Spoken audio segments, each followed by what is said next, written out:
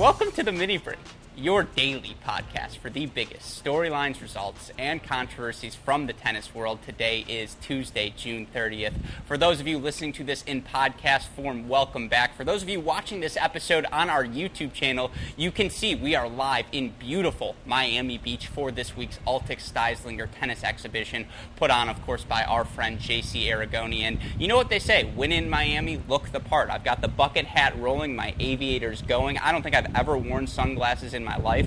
I've now been wearing this pair for 12 of the last 24 hours. So, I've really adapted this Miami scenery to try and give you guys that authentic experience, let you know directly what I'm seeing, what I'm hearing. And again, I'm seeing a lot of sunglasses. I'm seeing a lot of nice cars. That's part of when you're in Miami. I guess that's what they do.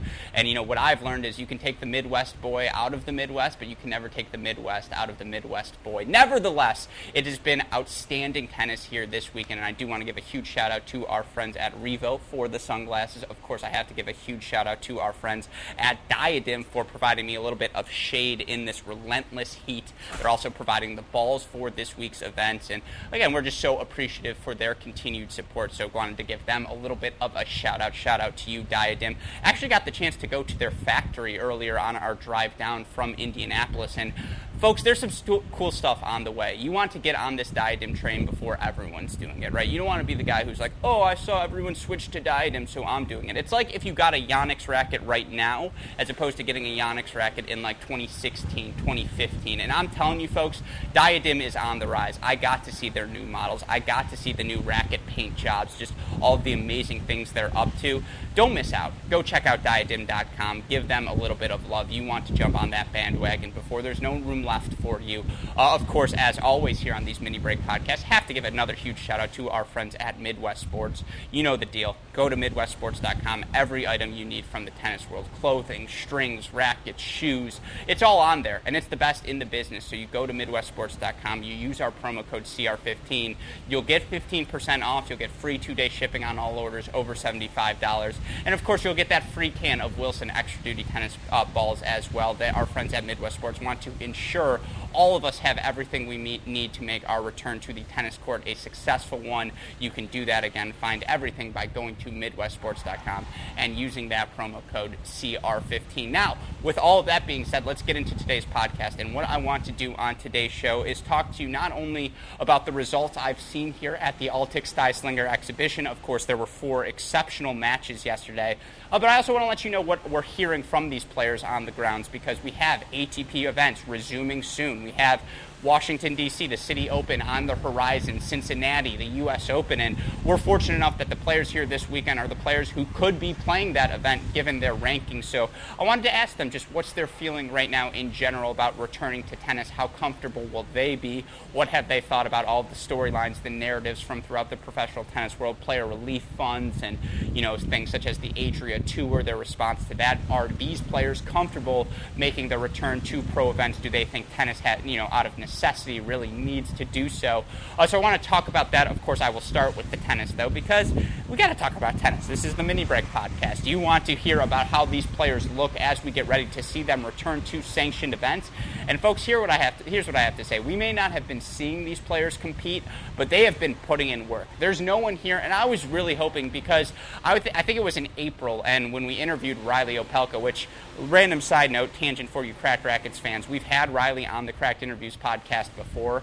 By the way, I just feel ridiculous doing this podcast in the sunglasses. I might be doing it with my eyes closed the whole time just for the fun of it, but that's a random tangent. Anyways, having Riley on the show, we had him, I think, 2 years ago, maybe beginning of 2018, and, I was a young pup back then. It was still my first interviews, and I've never lacked hubris. I'm always confident going into each interview, but I have a list of, 3 interviews I would have liked to redo from our past. That was always at the top of that list, and we finally got the chance to redo that interview. And folks, let me just say, I know he's become a tennis Twitter darling of late, but it completely makes sense. People should be getting excited about Riley Opelka, because not only is he an exceptional talent, not only is he a physical, marvel. Anytime someone 7 feet can move that well around the court, have the sort of skills he does as a tennis player, it's going to capture all of our attention, all of our imaginations. Beyond that, just such a well-rounded human. He's so clearly maturing and growing into himself, and the success has not gotten to his head. If anything, the success he's having professionally is inspiring further maturation. I think that's the word, maturation. Dalton, give me the thumbs up if it is in the background. He gave me the thumbs up. I don't know if I should be asking Dalton. Hannah, maturation word? Okay, Hannah gave me the thumbs up. I know it's real. But he's an exceptional young man, and, all this is to say I raved about him. What was the point of this? Just to say Riley's a good guy? No. The point is to say, to talk to him. He was, really candid about his thoughts, Adria Tour, about the U.S. Open and whether it should or can return this year.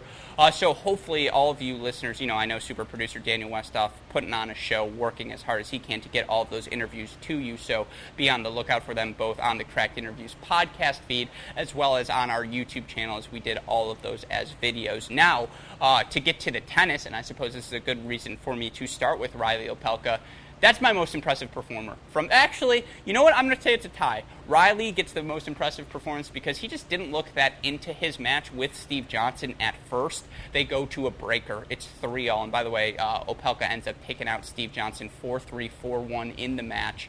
By the way, I tweeted this out at the time. Definition of a friendly, right? We're borrowing a term here from soccer. I know it's an exhibition friendly. Is there that different in the term? But I just want to point out that's the tone for all of these matches. They're all so friendly. They're all just trying to play good tennis, get good reps in, get back into that competitive environment, and they all just want to prepare themselves to be in the best shape possible for when pro tennis returns. And this is why I brought up Riley Opelka, because I came here to this event, and I remember back in April I was thinking, there was someone said, I don't know if it was Tommy Paul, I don't know even if it was Riley himself, who said he put on 15 pounds of quarantine weight. And that doesn't surprise me at all. But what, perhaps does surprise me, disappointed me a little bit, everyone showed up in such great shape here. You have guys like Matty Mcdonald coming off of a torn hamstring, who looks as good as he ever has. Sam Querrey looks great. Brandon Nakashima, along with Riley Opelka, my performer of day one. I mean, the guy is just sensational. I would swear, but we're on video, and I want to keep things easier for Westoff.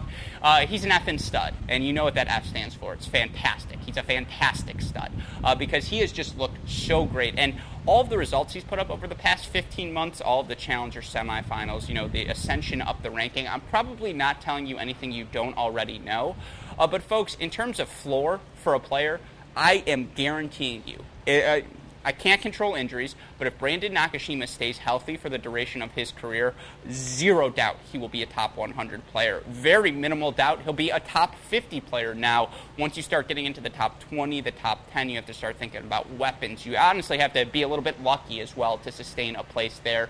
And, considering he's not even 19 years old yet, let's not go that far. But this guy is a stud. He's an up-and-coming American male prospect. He's exceptional, and I think you're all going to very much enjoy as he continues to rise. And again, my theme is, we'll get into his match in a little bit, but all of the players are in shape. The tennis we saw yesterday was high quality. And for those of you who are curious, it's a fast 4 format. That means it's no ad scoring, sets to 4, tiebreaker at 3-all. Let's start with that Opelka match over Steve Johnson, because I sort of alluded to it. It's how casual Riley makes everything look now. The power is so easy. The fact that, and his coach Jay Berger drove down with him from, I believe, the Palm Beach, Boca area. I was chatting with him a little bit because we had him on the podcast recently, so I wasn't too intimidated to go say hello. I was like, hey, you want to put a beautiful face next to this voice? And he was like, well, that's not a beautiful face. I was like, well, it's my face, so too bad. But anyways, to continue to talk about Opelka, just the way he and Jay were analyzing this opportunity. Opelka would go big on a couple of second serve returns on a big point. He was playing to win in the moment, and just the way Jay Berger said, hey, that's a good miss. That's what I want you doing. It's clear that's what their focus is on. That the misses now, that even if there's some compromise in level of play to try and continue to develop for the long-term future, that's the goal right now for that team, the long-term future. They're not just focused on the immediate present. And then for Opelka, I say this time and time again, his serve is going to get better and better because it's just not as good as it could be right now. It's not as good as a John Isner's. It's not as good as an Ivo Karlovic's, but it's getting closer, folks. And once he hits that peak with that first serve, with that second serve, and I mean, I saw a bunch of second serve aces yesterday. He fought off, I think, 3 set points against Stevie Johnson in that first set to take an 11-9 breaker. And then, he got an early break in the second set, and that set was over. And I'm not going to lie. I said it was a friendly. Steve Johnson hit more two-handed backhands during this exhibition match than I have ever seen him hit ever. And I've, been watching him since that first 2009 title he won with his USC team. So if that doesn't show it was a friendly, I don't know what will. But Opelka looked phenomenal. There's a reason so many of us, again, in the tennis Twitter community think he's the young American who's got the upside to win a Grand Slam in the future. By the way, I said all of that with my eyes closed. You can't see me. But that just, again, to stay on point, there's a reason everyone's so excited for Opelka. I also thought Stevie looked great. I was like, oh, where's that two-handed backhand been my whole life? The forehand looked good. Second serve floated a little bit. I don't know if this was on or off the record, but I assume this was on the, he doesn't care that I say this story. He goes, yeah, man, I'm almost 30, or he's like, I'm 30 now. Like, the body's old. And he said it sort of sarcastically, but it is interesting to think in mind. Steve Johnson is 30. Like, what is going on? I guess everyone, it's really, yeah. There was a gesture made in the background by one of our producers. I won't say who. It was Hannah. And it was deserved. I earned that. I didn't mean he's old. I meant it is shocking to me that a man who's that spry, that full of life, much like Hannah Thieneman, is already 30 years old. Because to me, not a day over 21. And, the bartenders would agree because she's always getting ID'd as well. Anyways, story for another time. Riley Opelka, big winner on day one. Brandon Nakashima, other big winner on day one. And so I asked him because we had the chance to interview all the winners for about 10 minutes, and we said, I was like, hey, I know this doesn't really count, but was that your first top 50 sculpt, beating Hubie Hurkacz like he did yesterday? And I believe that match was 4-3-4-1, or was that a 4-3-4-1 or was that a 4-3-4-2 or 4-3-4-2, I believe. Either way, the point being, I don't know how you hurt Brandon Nakashima. The guy is just rock solid. Seriously, the way to hurt him might be to bait him, be like, oh, you think you have an approach shot that you can move in on, and then just pray you put a pass on his body because, the volleys are probably the thing that's lagging the furthest behind. And he's not a top-tier athlete, but he's an adequate athlete. He moves well. He reads the game well. He can produce good power. Just the way he absorbs the pace of his opponent and redirects it.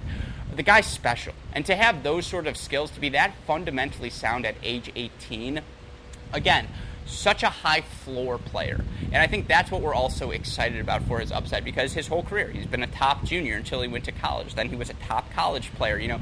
For any freshman to beat a senior Petros Chryssokos, that's nuts. And, Brandon did. And so, again, just a huge credit to him and his team. It's also so clear how serious he takes all this, the preparation. He's the only guy who's texting JC and like, yo, when is the Cracked Racquets team going to show up with the diadem balls because I want to practice with them before the EXO. And that's not to rip on him. That's to speak to his preparation, how serious, how dedicated he is to his craft.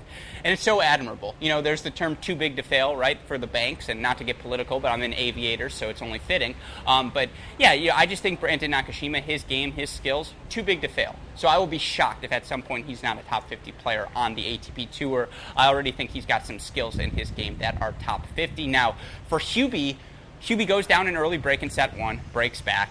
4-3 set, he lost the breaker. It was, an either-or sort of breaker.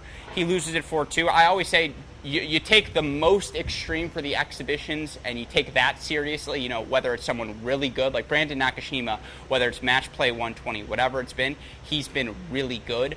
You then take it here, he's been really good. Hubie Hurkacz losing a match to Brandon, not a big deal at all. I don't think he's worried about it. Certainly, he looked good. His skills were good. His coach was here as well. Actually, we walked to the site today because we're not staying too far away, and it was hilarious. Who do I see driving this beautiful top-down BMW?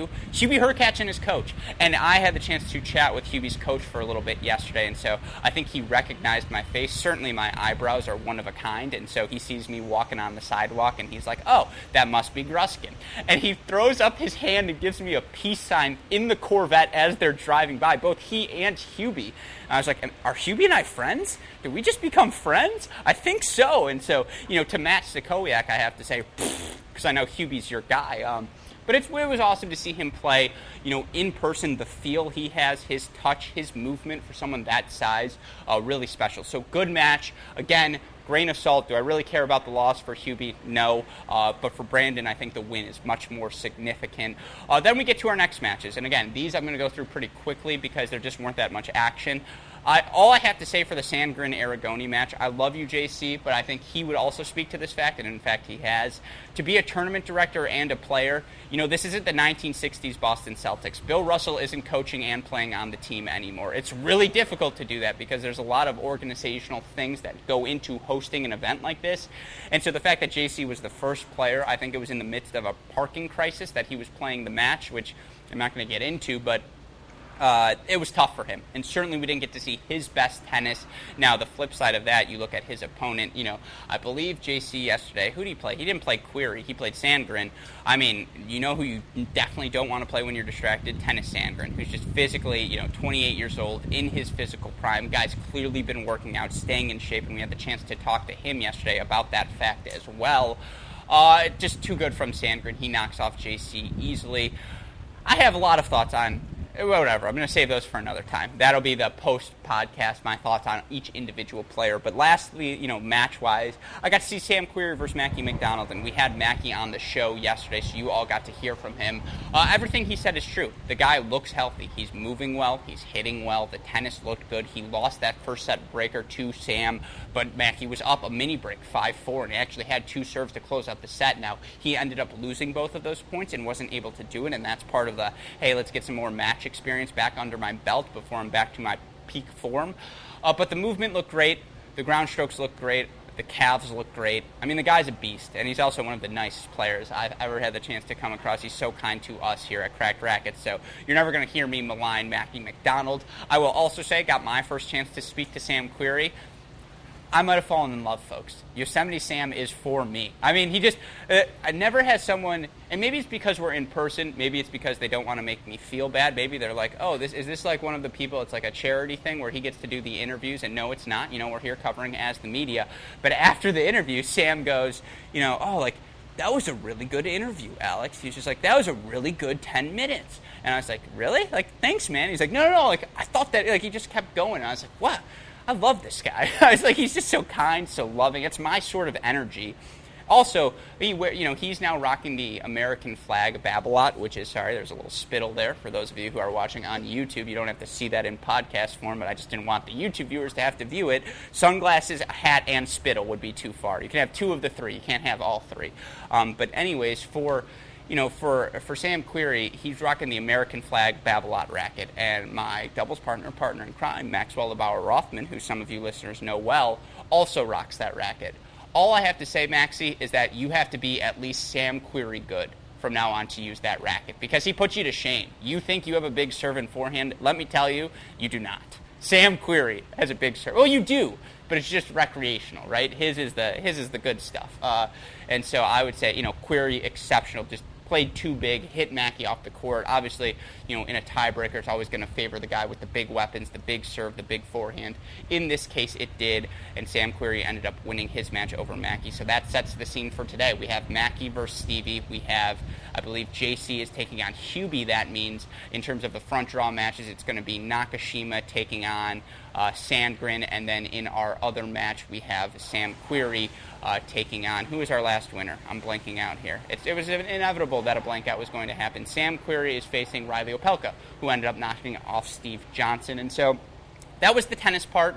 Now, quickly, I just want to go through what we learned from them about the current situation in professional tennis. And what we learned is there is more doubt surrounding the U.S. Open than perhaps you would think. Yes, as of now, the event is scheduled to go, but you talk to these players and, you ask them, hey, given what happened at the Adria Tour, given what happened, what's happening across the globe with all these exhibition events, with all the travel bans still in place, with just the rising case count for these coronavirus. And again, I'm really happy we're doing this on video because I'm a hand talker, and I would be doing these hand gestures even if you couldn't see it in video form, but now that we're doing this on YouTube, we can. And by the way, to all of you listeners, the reason I keep bringing this up, you don't want to miss any of our content. We're going to be on the road a lot over the next 6 weeks. There's going to be a lot of video content. Hit that subscribe button on our YouTube channel right now. Not only would you be doing super producer Daniel Westhoff a huge favor, but you're not going to want to miss anything because we've done a lot of good interviews already, and you'll get that straight pop-up by hitting that subscribe button. But speaking of straight pop-up, I think we're all expecting that the U.S. Open is just going to straight pop up on the schedule, and it's really not at this point. You can tell there's uncertainty for these players. Personal decisions. We're talking to Sam Querrey, and as of now, he's ready to go. He's playing World Team Tennis. He's ready to play. But there's a guy who had a kid 4 months ago, and he talked about even being here, not being in Europe with his young family, which is what he had planned to do.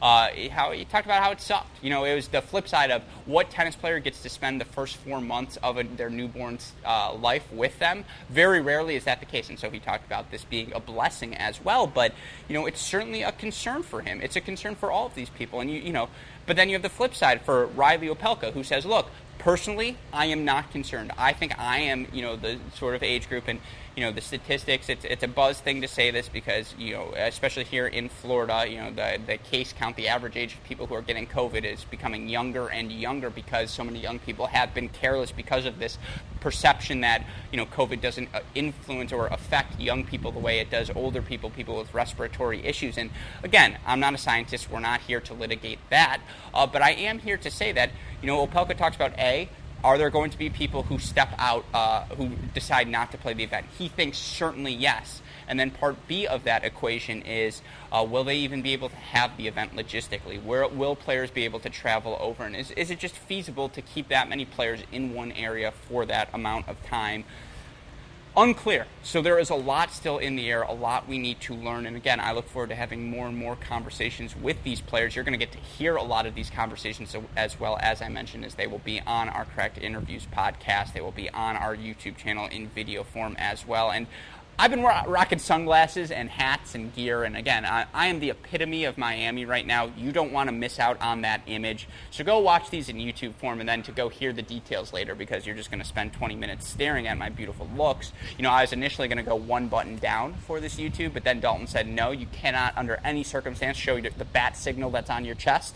And so I said, okay, that's fair. So I buttoned it back up, but you want to see that. So go check out this on our YouTube channel. Again, we're going to have interviews day in, day out. We are going to keep doing these on video while we are here. This is day 2. Day 3 will be tomorrow. Of course, we go from here to Lexington for another fantastic 8-person exhibition event, this time a women's event that is going to happen at our friends at the Top Seed Club in Lexington, Kentucky.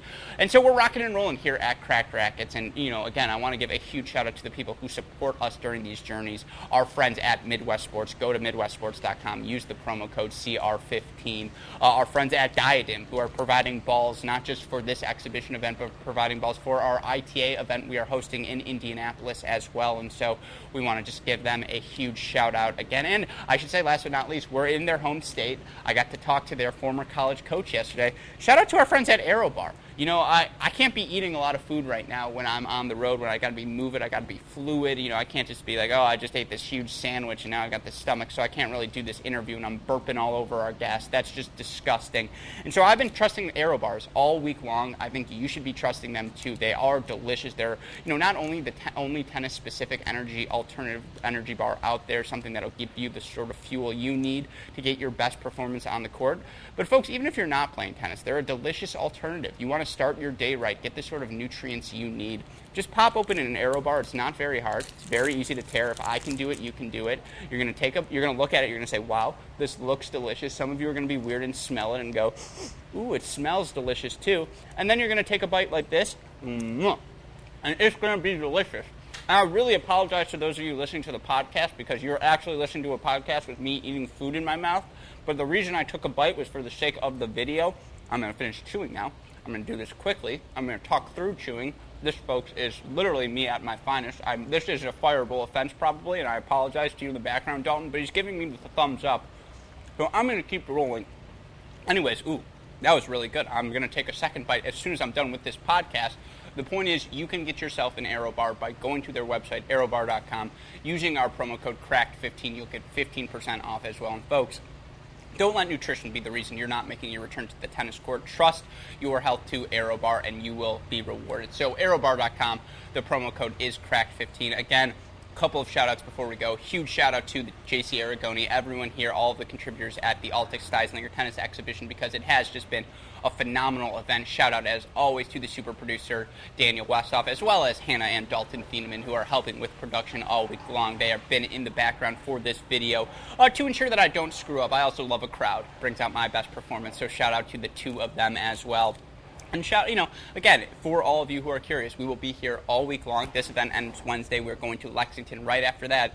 You don't want to miss out any of the coverage. You don't want to miss out on any of the content. So be sure to just set that website, crackrackets.com, as your homepage. Twitter, Instagram, Facebook, YouTube will be providing videos, highlights, interviews all week long. So go follow those as well at Cracked Rackets, at Great Shot Pod. But with all that being said, for our wonderful sponsors at Midwest Sports, Diadem, ArrowBar, our super producers, Daniel Westhoff this weekend, Dalton Thieneman, Hannah Thieneman, and all of us here at both Cracked Rackets and the Tennis Channel Podcast Network, I am your host, Alex Gruskin. You know what we say, folks. That's the break. And we'll see you all tomorrow. Thanks, everyone.